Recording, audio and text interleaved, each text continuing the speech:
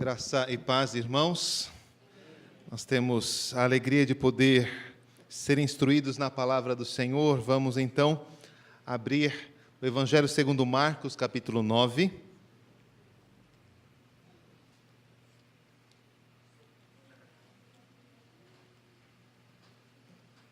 Nós vamos ler dos versos 2 ao verso 8.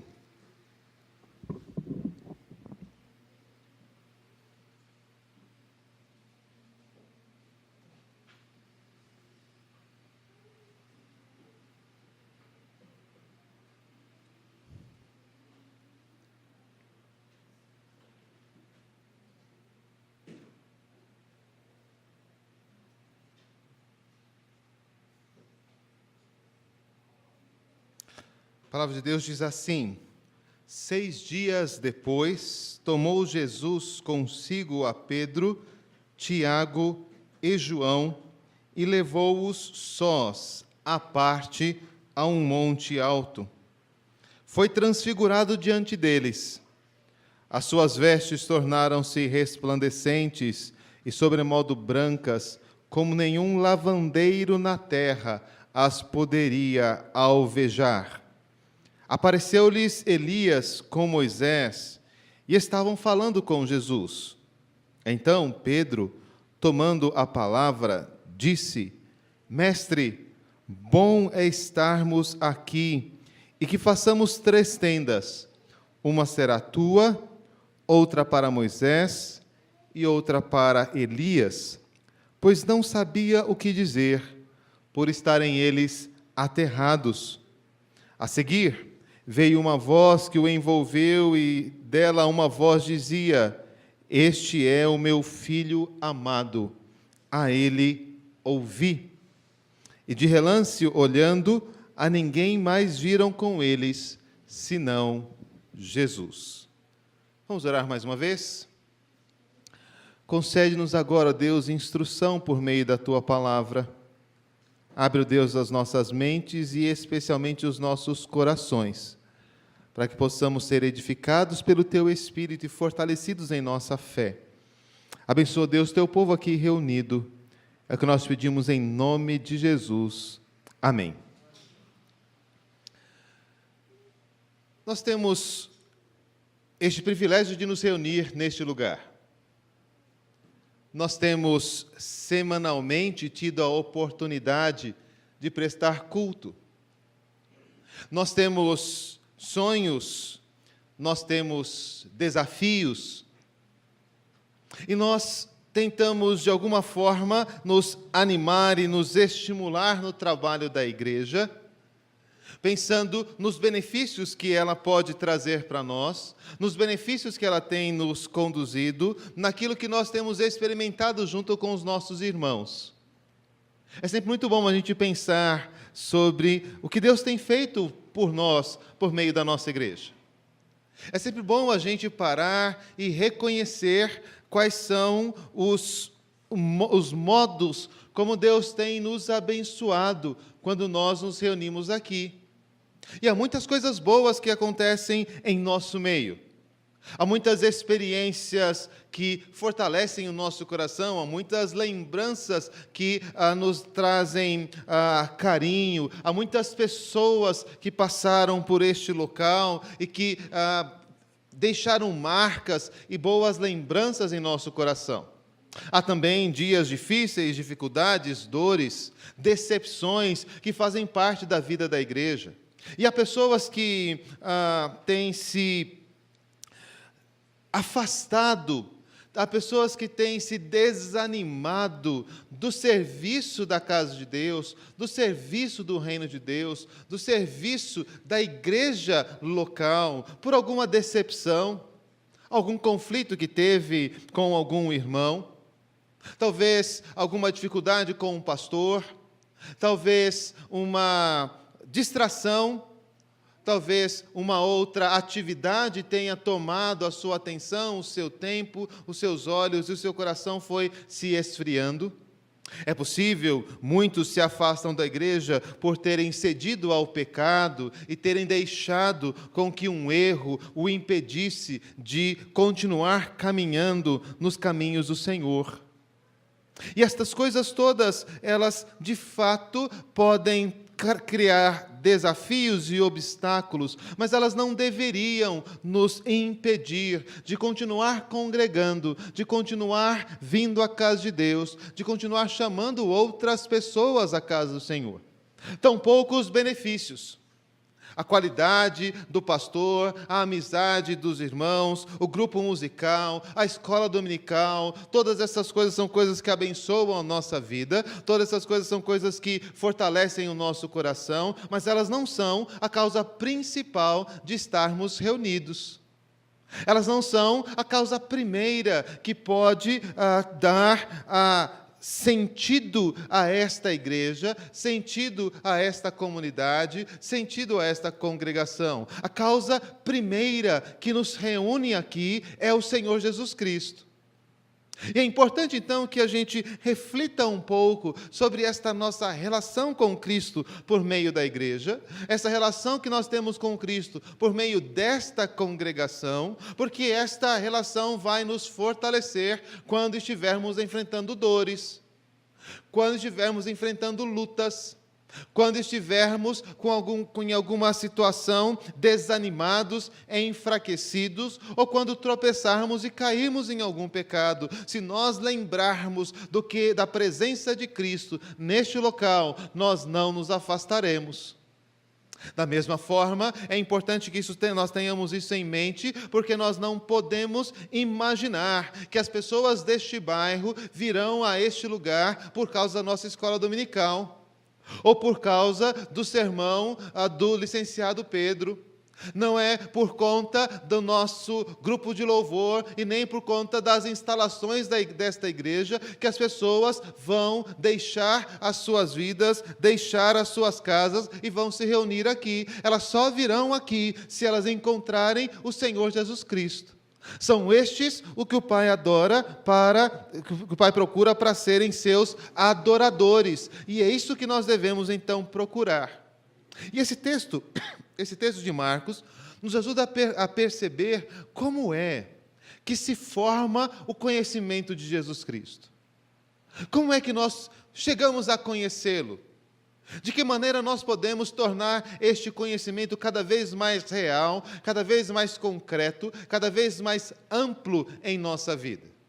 Como nós podemos espalhar este conhecimento, como nós podemos espalhar esta verdade, como nós podemos espalhar esta boa nova aos nossos familiares, aos nossos vizinhos, ao nosso bairro, aos nossos colegas de trabalho. É preciso que nós nos apercebamos do que está envolvido quando nós pensamos no conhecimento de Cristo e então nós tenhamos toda a condição necessária para conhecê-lo e para apresentá-lo a outros. Esse texto é um texto que tem algumas marcas muito importantes.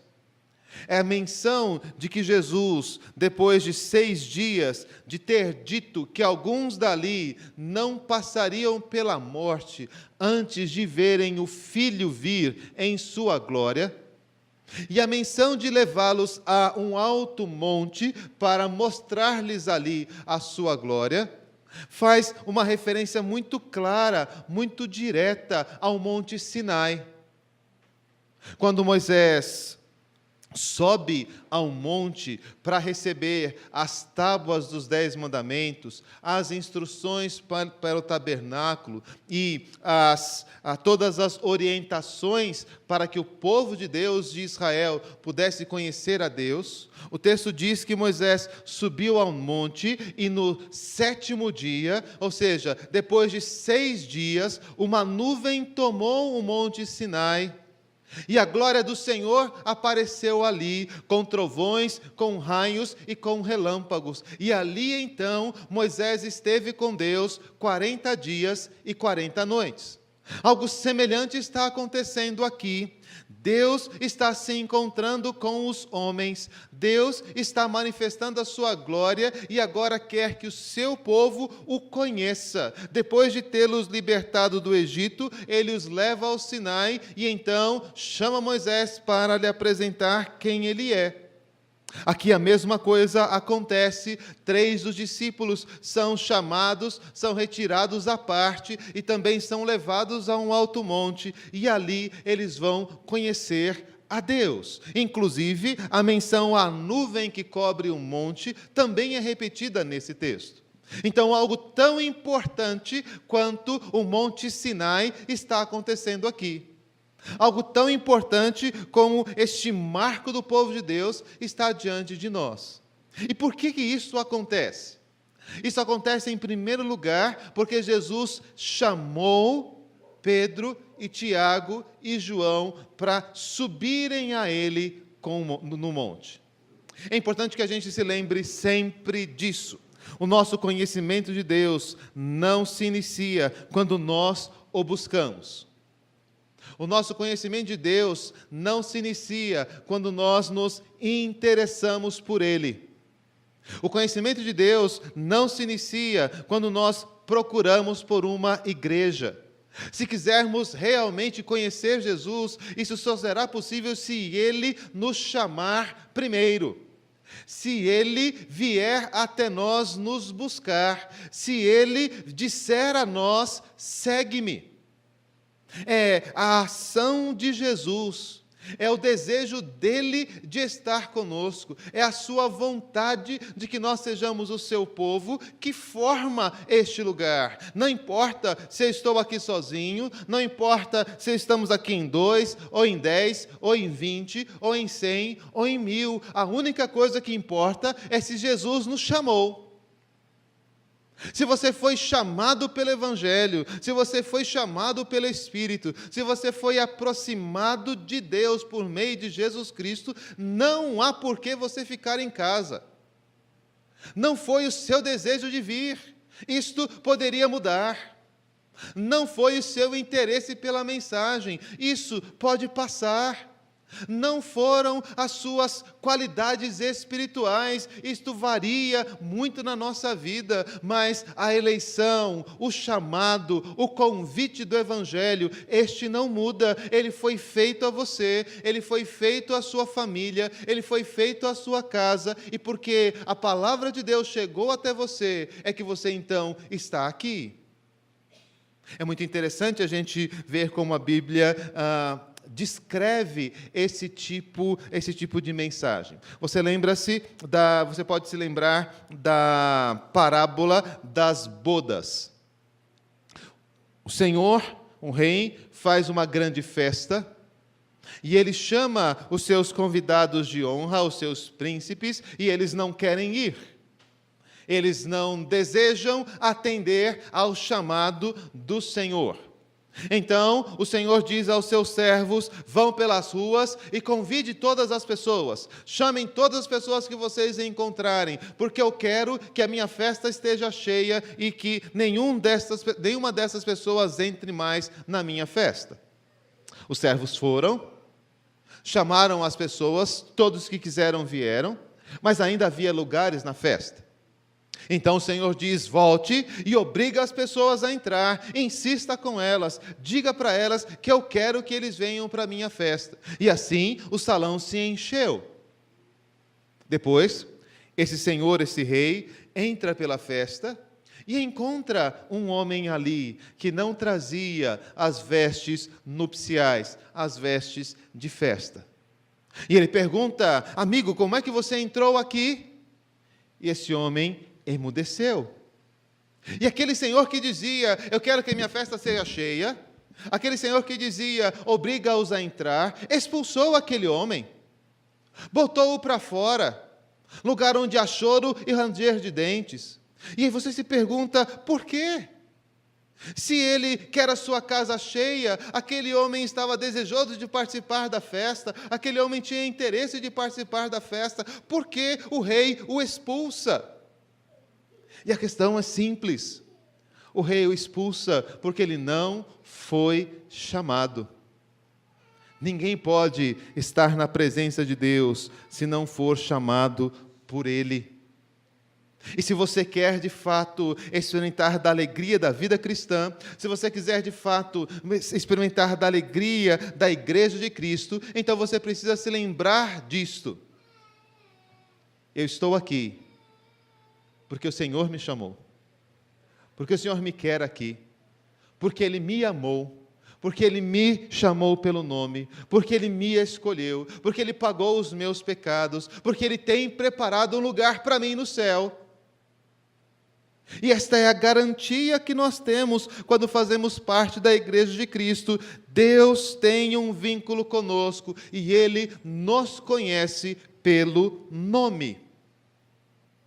Mas o texto continua e diz que depois de subir ao monte com aqueles 3 discípulos, Ele transfigurou-se diante deles. O texto de Lucas, ele traz a menção um pouquinho mais clara, diz que o seu rosto se tornou diferente. O seu rosto mudou. E é interessante porque aqueles homens estiveram quase 3 anos com Jesus.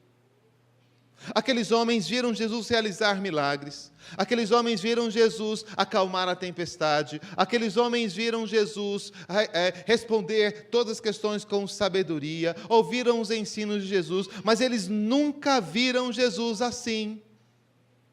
Eles nunca viram Jesus com aquele brilho. Eles nunca viram a sua verdadeira natureza, a sua verdadeira maneira de ser. Eles conheciam muito sobre Jesus, estavam com Ele muito tempo, mas aquilo que eles conheciam era bem pouco, era bem limitado, perto daquilo que realmente Jesus era.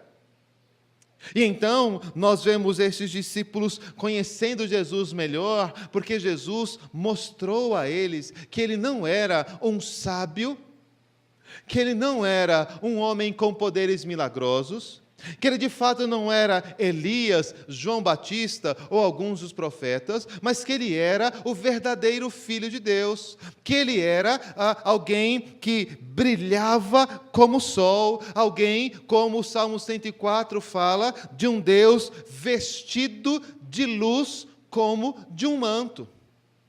De um Deus que habita em luz inacessível e homem nenhum jamais viu. Jamais eles tinham visto Jesus assim, mas agora podiam vê-lo.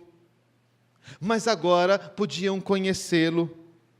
Agora podiam ver como era de fato o seu rosto. E então eles conheciam Jesus de forma mais plena e mais profunda do que jamais conheceram.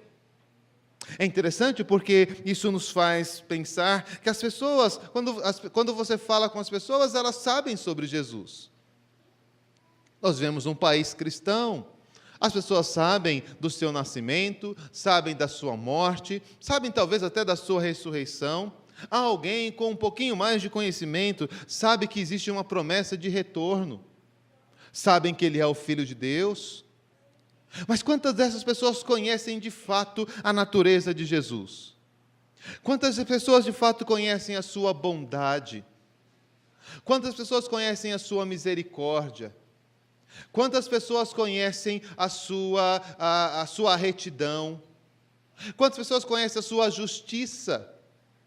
Quando nós nos reunimos em igreja, quando nós nos reunimos na pregação, quando nós nos reunimos em torno da palavra, o que nós estamos recebendo é este conhecimento especial, este conhecimento que vai muito além de um nome, que vai muito além de uma referência histórica. Nós conhecemos o nosso Redentor, nós conhecemos o nosso Salvador, nós conhecemos alguém que nos amou tão profundamente, que entregou a sua vida por nós e morreu numa cruz para que os nossos pecados fossem perdoados. As pessoas podem saber o nome de Jesus, mas poucas delas experimentam esta alegria de ter sido salvos por Ele. Fazer o rosto transparecer, fazer o rosto brilhar, É exatamente aquilo que Deus, lá em número 6, anunciou que o sacerdote deveria fazer. Ao abençoar o povo de Israel, ele deveria dizer que o Senhor faça resplandecer o seu rosto sobre ti e tenha misericórdia de ti. Que o Senhor faça vir sobre você o seu rosto e te dê a paz.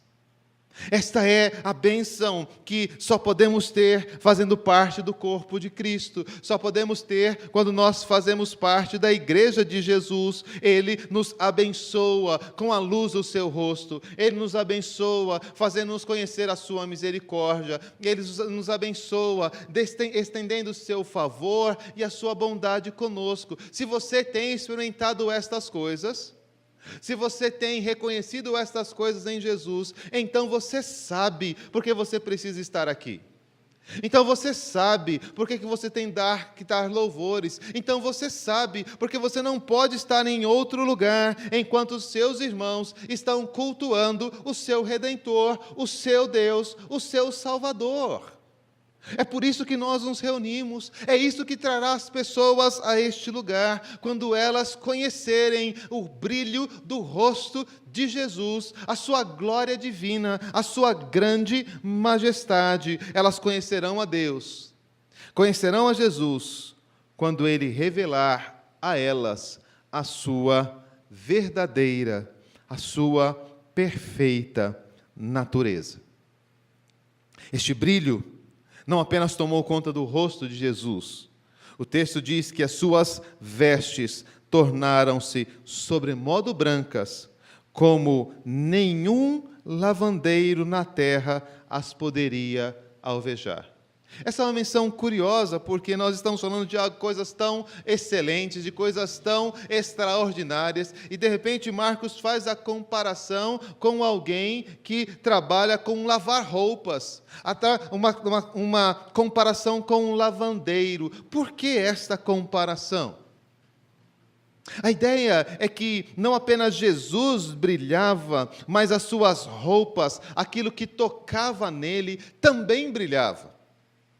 Mas brilhava de tal forma, era um brilho tão extraordinário, que homem nenhum poderia produzir, que não estava à mercê, não estava na possibilidade de qualquer homem fazer aquilo, por mais habilidoso que ele fosse, por mais dedicado que ele fosse, por mais empenho que ele empregasse, não poderia fazer roupas tão resplandecentes como aquelas que Jesus fazia simplesmente ao tocá-las.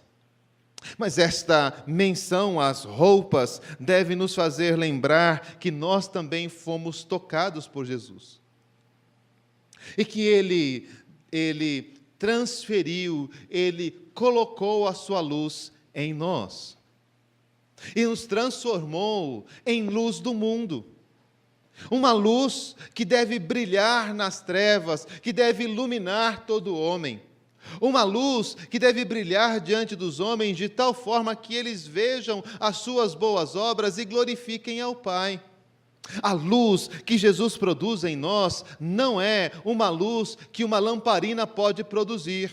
Não a luz que um lavandeiro pode produzir. Não a luz que você pode produzir.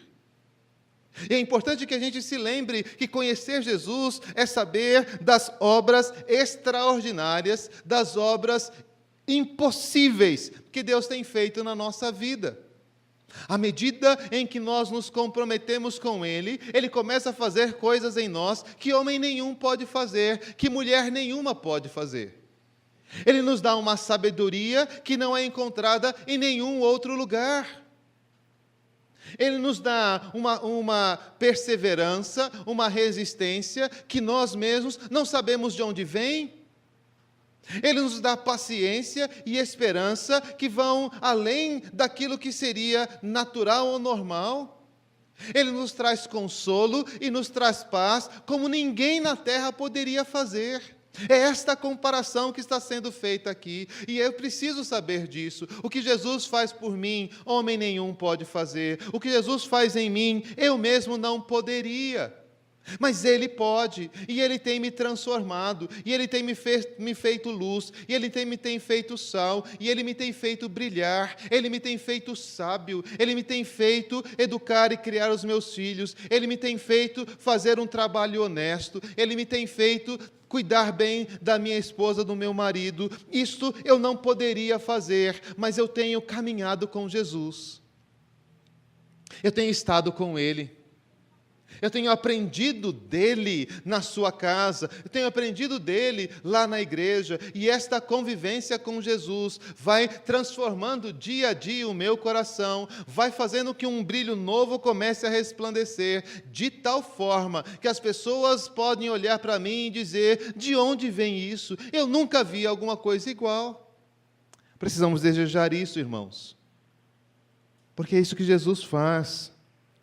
Vestes brancas, como nenhum lavandeiro na terra poderia fazer. São estas vestes brancas, são estes corações limpos, são essas almas transformadas que estão sendo criadas em nós por Jesus Cristo. Isso precisa ser criado em você. Essa experiência que você precisa ter, se você de fato está conhecendo Jesus. Assim são os crentes, assim são os filhos de Deus. Você certamente já conheceu pessoas assim. Homens, mulheres de Deus, que você diz: essa pessoa não existe. Sim, não existe. Se não fosse o milagre do Senhor Jesus transformando o seu coração, ela jamais seria, jamais faria, jamais estaria com você dessa forma. Conhecer Jesus é saber o que Ele tem feito em nossa vida. E se o que Ele tem feito na sua vida, o lavandeiro pode fazer. Se o que Ele tem feito na sua vida, a sua educação pode fazer. Se o que Ele tem feito em sua vida, o seu esforço pode fazer, então não é Jesus que você conhece. Porque Jesus faz coisas que homem nenhum pode fazer. E a sua esperança, o seu desejo, o seu esforço deve estar em receber estas coisas. Mas o texto continua. E ele diz então que apareceu-lhes Elias com Moisés e falavam com ele.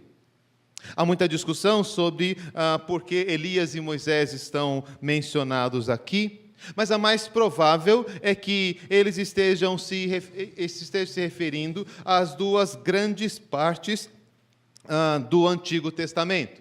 Como dissemos, Moisés foi alguém que esteve frente a frente com Deus no Monte Sinai e recebeu de Deus a sua lei.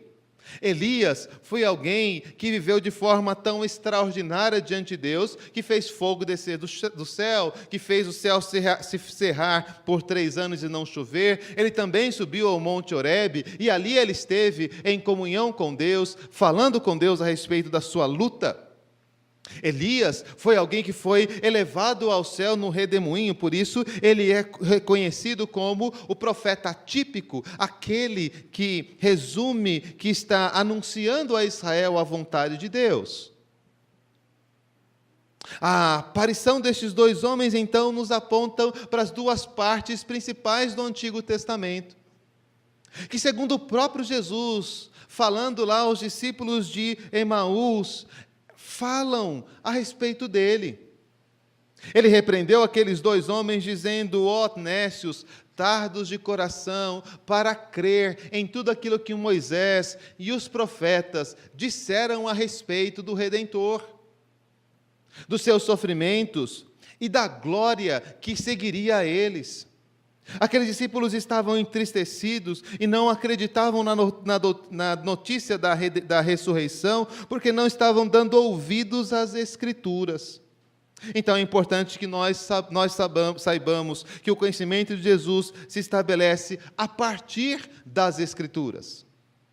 A partir do quanto nós ouvimos Moisés, Elias, os apóstolos, Isaías, os profetas, falando-nos a respeito do Redentor.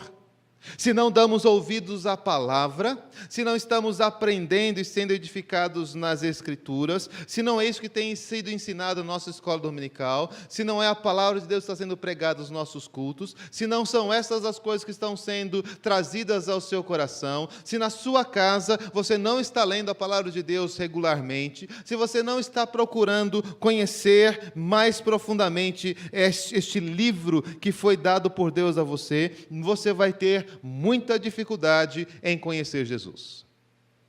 Você vai criar uma religião ao seu gosto, você vai criar uma justiça naquilo que você acha melhor, você vai andar de acordo com a mentalidade do pastor, com a mentalidade do seminarista, você vai andar de acordo com o seu próprio coração, mas você não vai andar nos caminhos de Jesus se você não andar conhecendo as Escrituras. E é por isso que é tão importante que nós estejamos aqui. Porque aquilo que Jesus fez por nós chega aos nossos corações, chega aos nossos ouvidos pela pregação da palavra. É quando nós nos dobramos diante desta pregação, quando a pregação chega ao nosso coração, que então o nosso coração se aquece, o nosso coração é instruído, o nosso coração é preparado para andar com Jesus. É isso que Deus está oferecendo para você quando abriu este ponto de pregação. Este é o intuito deste lugar, fazer conhecida a palavra de Deus. Este conhecimento que trará o seu vizinho, que trará o seu marido, que trará o seu parente para a casa do Senhor. Mostrando-lhe a importância da palavra de Deus e a libertação que ela nos concede, a vida que nós encontramos nela, a sabedoria que nos é transmitida. Porque o conhecimento de Jesus não é feito por meio de subidas aos montes, não é feito por meio de transfigurações ou visões. O conhecimento de Jesus é nos dado por meio da sua palavra. É ela que nos traz conhecimento de todas estas coisas, e é ela que nos traz aqui. Então, uma nuvem cobriu Jesus, Elias e Moisés diante dos olhos dos discípulos. Uma nuvem novamente aparece, mas agora o seu brilho não é tão extraordinário quanto o brilho do próprio Senhor Jesus e das suas vestes. Mas agora, cobertos dos olhos, não mais à vista dos seus olhos, eles ouvem uma voz que diz: este é o meu Filho amado. Escutem o que ele tem a dizer. Por fim, irmãos, o conhecimento de Jesus, ele só será redentor, só nos abençoará, só nos transformará se nós dermos ouvidos a Ele. Jesus te trouxe aqui, Jesus mostrou a sua natureza, a sua glória, os nossos cânticos falaram sobre isso, os nossos hinos falaram sobre isso. Você foi abençoado, você teve comunhão com Ele em oração, você conheceu as suas obras, você viu aquilo que Deus fez na sua família, o que Deus fez na sua casa, o que Deus está fazendo no seu trabalho. Você tem as Escrituras à sua disposição, mas se você fechar o seu ouvido, se você endurecer o seu coração, então nenhuma destas coisas te aproveitará. Não basta vir a este local e receber todas estas bênçãos, se não obedecermos a Jesus, se não entendermos que Ele é a única razão pela qual nós poderemos viver. Dispersada a nuvem, os discípulos levantam os olhos e eles não veem mais ninguém a não ser Jesus, e é isso só que eles precisam. Se eles puderem ouvir Jesus, se eles atenderem o chamado do Mestre, se eles resolverem andar nos caminhos, se eles resolverem obedecer o que o Senhor mandou fazê-los, então eles serão filhos de Deus, então eles poderão experimentar aquilo que o Pai lhes tem preparado. Jesus disse: vocês são meus amigos, se vocês fazem aquilo que eu mando vocês fazerem. Esse compromisso não pode se ausentar de nós, nós não podemos falhar neste compromisso. Sim, a nossa obediência, ela é muito limitada. Nós tropeçamos em muitas coisas, nós temos dificuldades em todas as coisas, mas nós ouvimos Jesus falar: eu te perdoo. E aconteceu assim com Pedro: Pedro, você vai ser tentado, você vai ser peneirado por Satanás, e você vai me negar hoje 3 vezes. Mas eu intercedi por você. E quando você se levantar, ajuda os teus irmãos. Será que nós podemos ouvir Jesus nos falar isto? Será que nós ouvimos Jesus dizer: eu intercedi por vocês? Eu escolhi vocês. Eu me revelei a vocês. E eu vou sustentar vocês na minha mão, de tal forma que aquele que me ouve e me segue jamais será tirado das minhas mãos. Este é o privilégio que nós temos. Este é o privilégio que nos traz aqui.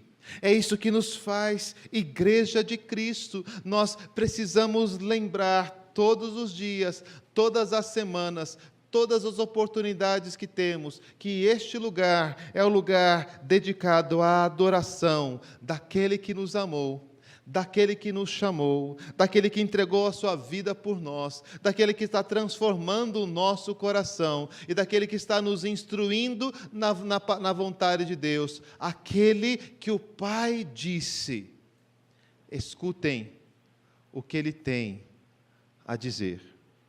Tem sido assim a sua caminhada com Jesus? É por isso que você está aqui, porque você quer ouvir e quer atender e quer praticar aquilo que Jesus te ensina? Essa tem sido a sua experiência de ver cada semana alguma coisa nova brilhar na sua mente, no seu coração, nas suas ações, nas suas atitudes? Há uma palavra nova de Deus que você tem distribuído com os seus vizinhos? Há uma palavra nova de Deus que você tem distribuído com os seus colegas de trabalho? Quando você abre a sua Bíblia, você consegue encontrar ali o sustento para a sua alma? Isto é assim que vivem as pessoas que conhecem a Jesus. É assim que vivem as pessoas a quem Jesus se revelou. E Ele tem dado a nós esta oportunidade. Ele tem dado a você esse privilégio. Não perca, não despreze, não deixe passar, não se ausente. Pelo contrário, experimente todos os dias, a cada momento, a glória e as bênçãos que Jesus tem separado para você. Vamos orar? Nos abençoa, Senhor. Faça o seu rosto resplandecer sobre nós. Queremos mais, ó Deus, do que olhar para as questões exteriores, as atividades e as ações dos nossos irmãos. Queremos ser capazes de perceber a presença de Jesus no nosso meio. Queremos ser capazes de perceber a sua glória no meio dos louvores. Queremos ser capazes de perceber a sua bondade no modo como Ele cuida de nós e provê tudo o que nós precisamos diariamente. Queremos, ó Deus, experimentar a sua misericórdia, que perdoa os nossos pecados e fraquezas, e que novamente nos aproxima de si, de forma que não nos afastamos dele, mesmo quando nós tropeçarmos. Ajuda, Deus, a cada um a perceber que privilégio é poder congregar nesta igreja e ser ensinado na Tua palavra. Aprender aquilo que Moisés, que Elias, que os profetas, que os apóstolos disseram. E como, ó Deus, movidos por Ti, deixaram para nós instrução segura e perfeita, que podem nos tornar sábios para a salvação e podem nos tornar perfeitos e perfeitamente habilitados para toda boa obra. Abençoa assim, ó Deus, a vida do Teu povo. Fala assim ao coração de cada um de nós E então, ó Pai, faze com que esta luz que resplandeceu diante de nós, resplandeça em nós, para que os homens vejam em nós o brilho da sua glória, um brilho incomparável, e possam então honrar, glorificar ao Senhor, possam vir a este lugar aprender de Ti, e esta casa, ó Deus, se encha daqueles que querem conhecer o Senhor e conhecer a Tua salvação. Nos abençoa assim, ó Pai, e nos dá graça, é o que nós pedimos em nome de Jesus. Amém.